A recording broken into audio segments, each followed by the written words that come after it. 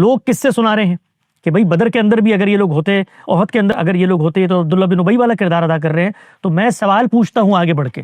آپ سے سوال یہ کرنا تھا کہ سورہ توبہ میں جو 3 گروہ کا ذکر کیا گیا تھا کہ ایک گروہ وہ ہے جو جہاد کے لیے آمادہ ہوتا ہے، اور اس میں سے دوسرا جو اس کے پاس ایبلٹیز نہیں ہوتی ہیں لیکن وہ ایگری کرتا ہے، اور تیسرا وہ ہوتا ہے جو تنقید کرتا ہے اور سوالات کھڑے کرتا ہے ان لوگوں پہ جو کہ جہاد کی بات کرتے ہیں.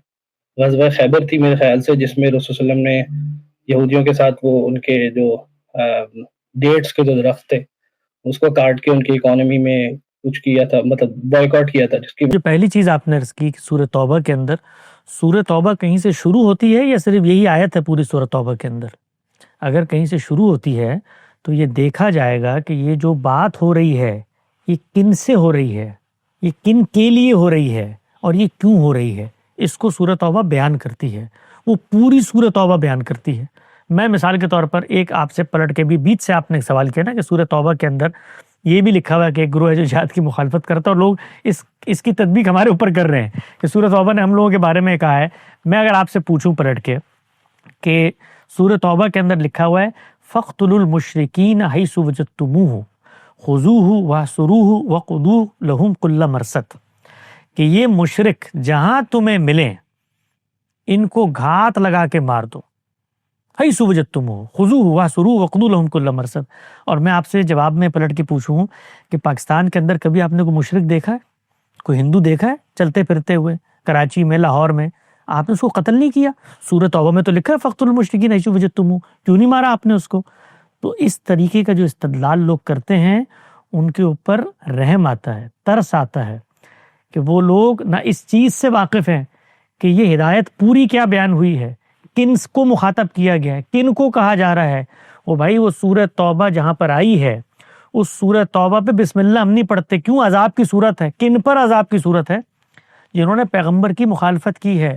اس پیغمبر کے بارے میں خدا نے بتایا ہے کہ اس کی سنت اور قانون ہے، وَلِكُلِّ أُمَّةٍ رَسُولٌ فَإِذَا جَاءَ رَسُولُهُمْ قُضِيَ بَيْنَهُمْ بِالْقِسْطِ وَهُمْ لَا يُظْلَمُونَ. اس کے بارے میں بتایا، اس کے بارے میں بتایا يُعَذِّبُهُمُ اللَّهُ بِأَيْدِيكُمْ، تمہارے ہاتھوں سے عذاب دیا جائے گا. اس کے بارے میں بتایا لِأَلَّا يَكُونَ عَلَى النَّاسِ لِلَّهِ حُجَّةٌ بَعْدَ الرَّسُولِ، جب بھی آ جاتا ہے تو حجت قائم ہو جاتی ہے. اس کے بارے میں بتایا وَمَا كُنَّا مُعَذِّبِينَ حَتَّىٰ نَبْعَثَ رَسُولًا. اس کے بارے میں بتایا وہ پیغمبر اٹھ کے یہ کہتا ہے أُمِرْتُ أَنْ أُقَاتِلَ النَّاسَ حَتَّىٰ يَقُولُوا لَا إِلَٰهَ إِلَّا اللَّهُ، مجھے حکم دیا گیا ہے جو کلمہ نہیں پڑھتا اس کی گردن اتار دو. وہ یہ بتاتا ہے جعل الرزق تحت ظل رمحہ وجعل الصغار علی من خالف امری من تشبہ بقوم فہو منہ. مجھے اللہ نے تلواروں کے سائے میں رزق دے دیا ہے، جو میری مخالفت کرے گا نست و نابود ہوگا. وحشر معہم، ان قوم کی مشابہت اختیار کرو گے مرو گے ان کے ساتھ. وہ سورہ توبہ اس پیغمبر کو یہ حکم دے رہی ہے، اس کے ساتھیوں کو یہ بتا رہی ہے کہ وقت آ گیا ہے، عذاب 2 ہی طریقے سے آتا ہے، یا آسمان سے یا تمہارے ہاتھوں سے. اور اس موقع کے اوپر جب خدا کا اذن ہے تم یہ کام کر رہے ہو تو کچھ خدا کا کچھ رسول کا فرمان بتاتے ہوئے ہم غور کرتے ہیں کہ ہم کیا کر رہے ہیں. یعنی ہم اپنے آپ کو وہاں کھڑا کر دیتے ہیں کہ جہاں محمد المصطفیٰ صلی اللہ علیہ وسلم کھڑے ہوئے ہیں، جہاں خدا کا حکم آ رہا ہے کہ نکلو تم یہاں سے. رسول اللہ صلی اللہ نہیں رکھ سکتے، جبرائیل آگے کہتے ہیں نکلو تم یہاں سے. ہم اپنی اجتہادی اقدامات کو اس کی روشنی میں دیکھتے ہیں. اور ایک قرآن ہے، وہ قرآن بتاتا ہے جہاد و قتال کے بارے میں. بھائی ظلم اور عدوان کے خلاف جہاد ہوتا ہے، اس کا کسی نے انکار کیا آج تک؟ ہم انکار کرتے ہیں، غامدی صاحب نے انکار کیا، کتاب میں لکھا ہوا ہے. لیکن اس جہاد کے بارے میں خود قرآن کیا کہتا ہے؟ یعنی اگر یہ علماء حضرات صلح حدیبیہ کے موقع پر ہوتے تو یہ آیتیں پڑھ کے بتا رہے ہوتے نعوذ باللہ کہ صلح کر رہے ہیں آپ اس موقع پر کفار کے ساتھ. اور یہ تو قرآن مجید کا اصول ہے کہ ہم تو لڑیں گے قیامت تک اور صلح کا. رسول اللہ نے اس موقع پہ ان لوگوں کے بارے میں کیا فرمایا؟ کہ یہ جنگ کی آگ بھڑکانا چاہتے ہیں. اس موقع پر نہیں ہے. قرآن نے کہا کہ بھئی یہ موقع ہے، اس وقت اپنے ہاتھوں کو روک کے رکھو قتال سے. تو چیزوں کو یہاں سے اٹھاؤ وہاں سے اٹھاؤ، نہ دین کا مجموعی نظام فکر سمجھو، نہ جہاد و قتال کے متعلق دین کی تمام ہدایات کو سامنے رکھو، نہ کوئی اس طرح کا لاہ عمل مرتب کرو. آیت اٹھاؤ، اس کے بعد غامدی صاحب، حسن الیاس صاحب، وحید الدین خان صاحب اس پہ چسپاں کرو کہ یہ جہاد کے مخالفین ہوں گے. تو آپ حامی ہیں جہاد کے اس موقع پر. تو حمایت الفاظ سے نہیں ہوتی. اگر ہم اس آیت کے مخاطب ہیں، اٹھیے وہاں سے اور جا کے لڑیے. یعنی قرآن مجید یہ کہتا ہے غلط آراء بھی ہوں تو ان غلط آراء پر دیانتداری سے عمل کیا جاتا ہے. صحابہ اکرام کو یہ غلطی ہو گئی اجتہادی کہ رمضان میں راتوں کو خواتین کے پاس نہیں جایا جا سکتا.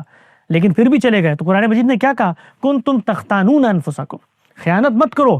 غلط چیز بھی تھی، ہم غلط سمجھتے ہیں. تمہارے لیے رات میں بیویوں کے پاس جانا جائز ہے، لیکن خیانت نہ کرو، جو سمجھا اس پر عمل درآمد کرو. تو اگر جہاد آپ کے نزدیک فرض ہو چکا ہے تو پھر آپ مجھے یہ کہہ رہے ہیں کہ میں جہاد کی مخالفت کر رہا ہوں. آپ جا کے لڑیں وہاں پر، آپ کیوں نہیں لڑتے جہاد کو؟ یعنی ہم عملاً ان نسلوں کو، ہمیں جہاد بھی وہی کریں گے. ہم تو یہاں سے بیٹھ کے 5 روپے ان کو بھیج دیں گے. جہاد فرض ہے تو ابھی آپ کے ہاتھ میں فیصلہ نہیں ہے کہ آپ نے 5 روپے بھیجنے.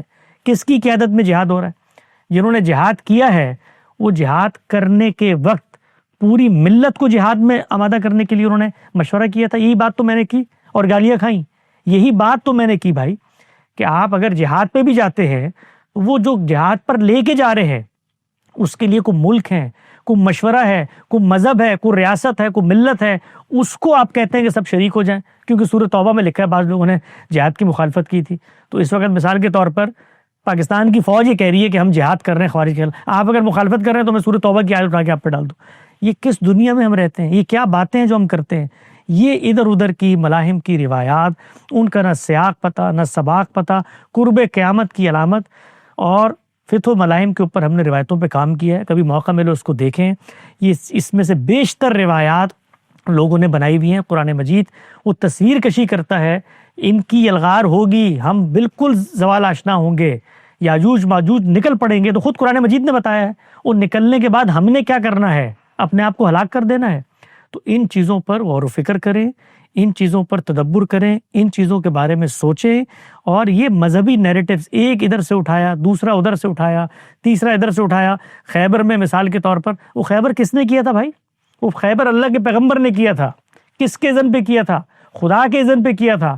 وہاں پر نصرت کا خدا نے وعدہ کیا ہے.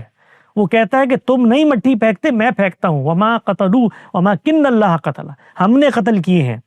تو آپ جلا دیں درخت تو اس کے بعد کیوں نہیں آیا بھائی؟ سوال تو میں پوچھتا ہوں پلٹ کے. نہیں اترے نا فرشتے. تو جواب آپ نے دینا ہے کہ اگر توبہ کے مخاطبین ہم ہیں اور جہاد کے مخالفین پہ یہ وعیدیں آئی ہیں اور درخت جلانے سے فتح حاصل ہو جاتی ہے تو آپ کو فتح کیوں حاصل نہیں ہوئی؟ لوگ کس سے سنا رہے ہیں کہ بھئی بدر کے اندر بھی اگر یہ لوگ ہوتے، احد کے اندر بھی اگر یہ لوگ ہوتے تو عبداللہ بن ابی والا کردار ادا کر رہے ہیں. تو میں سوال پوچھتا ہوں آگے بڑھ کے کہ بدر کے اندر فرشتے اترے تھے نا، تو یہاں کیوں نہیں اترے فرشتے؟ کہاں ہیں فرشتے؟ کہاں ہے اللہ کی نصرت؟ کہاں ہے اللہ کی مدد؟ میں نے گزشتہ دنوں بھی ایک گفتگو میں یہ بات بیان کی تھی اور میں اللہ کو حاضر جان کر یہ عرض کرتا ہوں، میں ان لوگوں سے ملا ہوں، میں نے مذہبیت کی کوکھ میں آنکھ کھولی ہے، ان جہادی تنظیموں کی حمایت میں نعرے لکھے ہیں. آپ کو کبھی موقع ملے ضرب مومن نکالیے، 20 کی تعداد میں اس میں آرٹیکل چھپے ہوئے ہیں. اسی جذبہ اور حمیت کے ساتھ ہم کھڑے ہوئے تھے. ان لوگوں کو دیکھا ہے، اس صورتحال کو دیکھا ہے. افغانستان کے اندر جس وقت دشت لیلہ کے صحراؤں میں ہزاروں لوگوں کو کنٹینر میں بند کر کے ان کے اپنے حبس اور پسینے میں ڈبو کے مار دیا گیا، اور جو بقیہ قیدی تھے جیلوں میں جس طرح سے وہ رہے، وہ چیختے تھے، پکارتے تھے کہ کہاں ہے خدا کی مدد، کہاں ہے خدا کی نصرت. تو میں ان لوگوں کو کہتا ہوں جو یہ آیتیں پڑھ پڑھ کے لوگوں کو جذباتی کر رہے ہیں، وہ اس چیز کا جواب دیں کہ بدر میں تو فرشتے اترتے نظر آئے تھے، تو یہاں پر کیوں نظر نہیں آئے؟ یہاں پر کیوں اللہ کی حمایت حاصل نہیں ہوئی؟ اس لیے کہ وہاں پر جو اصول تھا اس کو آپ غلط سمجھے ہیں. وہ اللہ کا پیغمبر کھڑا ہوا ہے، وہاں پر بھی طاقت کا کچھ نہ کچھ توازن ہے. خود قرآن مجید بتاتا ہے اس توازن کے بارے میں. تو یہاں پر کیا صورتحال ہے؟ یعنی ایک جگہ پر میسور ایک چھوٹی سی ریاست ہے جس کے ہاں بجلی تک اس مخالف قوت کے ہاں سے آتی ہے، جس کے ہاں معیشت چلانے کے لیے اس مخالف قوت کے گھر میں جا کر مزدوری کر کے لوگ واپس آتے ہیں. وہ اگر گرد و پیش کی ریاستوں سے مدد لے کر ایک حملہ کرتی ہے، وہ ریاستیں آج کہاں ہیں؟ آپ مجھے بتائیے. کیا ایران اس کے بعد حملہ آور ہو گیا اسرائیل کے اوپر؟ کہاں ہیں وہ ریاستیں جو اس چیز کی حمایت کرتی تھیں؟ تو یہ بات سمجھنے کی ہے، اس درد دل کے ساتھ سمجھنے کی ہے کہ جس طرف مسلم امہ کو جھونکا جا رہا ہے وہ ہماری نسلوں کی بربادی کا سبب بنے گی. اور اس وقت ایک نسل ہم گنوا بیٹھے ہیں وہاں پہ، یعنی 50,000 لوگوں کے بعد کہ وہ لوگ وہاں پر ختم ہو گئے. ظالم نے ظلم کیا، لیکن ہم لوگوں نے اس ظلم کرنے کی راہ ہموار کی کہ نہیں کی؟ سوال یہ ہے. جب ہم کہتے ہیں راہ ہموار کی تو اس سے کیا مراد ہے؟ اس سے مراد یہ نہیں ہے کہ ظالم کو ہر چیز کی بلینک چیٹ مل گئی. راہ ہموار کرنے کا مطلب یہ ہوتا ہے کہ کیا جو کچھ ہمیں حاصل تھا ظالم کے ظلم سے ہم نے اپنے آپ کو محفوظ رکھنے کے لیے وہ لائے عمل اپنایا؟